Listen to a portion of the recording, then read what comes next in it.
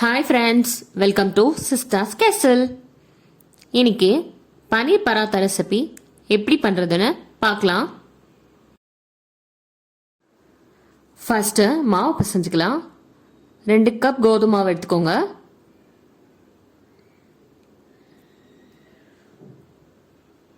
தேவையான அளவு salt add பண்ணி கலந்துக்கோங்க.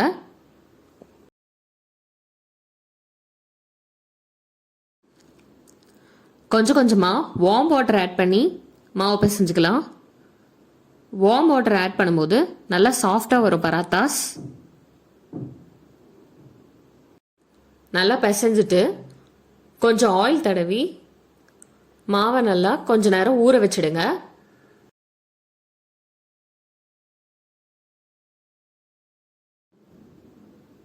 இப்போ ஸ்டஃபிங் ரெடி பண்ணிக்கலாம். 100 கிராம் பன்னீர் துருவி எடுத்துருக்கிறேன். ஒரு பெரிய வெங்காயம் சின்ன சின்னதாக ஸ்லைஸ் பண்ணி எடுத்துருக்கிறேன். ஒரு பச்சை மிளகா கட் பண்ணி சேர்த்துக்கோங்க.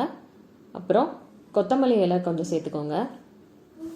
1 spoon chilli powder, 1 spoon garam masala, 1/2 spoon chat masala சேர்த்து நல்லா கலந்து விட்டுக்கோங்க.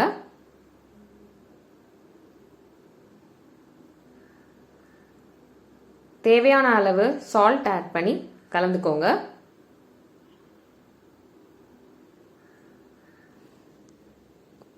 இப்போ மாவு நல்லா ஊறிடுச்சு. நம்ம பால்ஸ் மாதிரி உருட்டி எடுத்துட்டு அது உள்ள ஸ்டஃப் பண்ண போகிறோம்.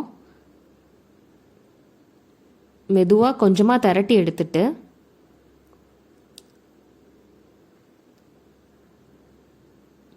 நம்ம செஞ்சு வச்ச ஃபில்லிங்கை உங்களுக்கு எவ்வளோ தேவையோ உள்ளே ஆட் பண்ணிக்கோங்க. அதை இந்த மாதிரி சீல் பண்ணுறதுக்கு மெதுவாக மடித்து எடுத்துக்கோங்க. மாவை நல்லா சீல் பண்ணிவிட்டு மேலே இருக்கிற மாவை ஸ்குவீஸ் பண்ணி எடுத்துருங்க.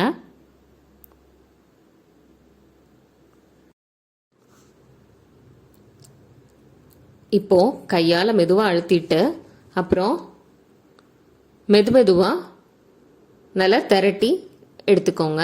ஃபில்லிங்ஸ்லாம் வெளியில் வராத மாதிரி மெதுவாக திரட்டி எடுத்துக்கோங்க.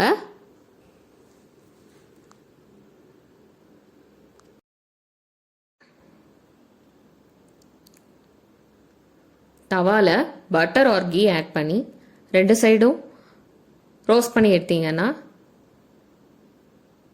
ஸ்டஃப்ட் பன்னீர் பராத்தா ரெடி.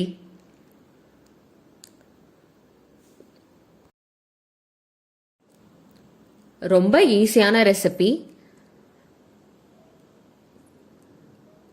இது கர்ட் அல்ல டொமேட்டோ சாஸ் வச்சு சர்வ் பண்ணலாம். நல்ல ஃபில்லிங் நல்ல ஸ்டஃப்டாக உள்ள இருக்கு. ட்ரை பண்ணி பார்த்துட்டு கமெண்ட்ஸ் போஸ்ட் பண்ணுங்க. தேங்க்ஸ் ஃபார் வாட்சிங். Please subscribe sisters கேசல்.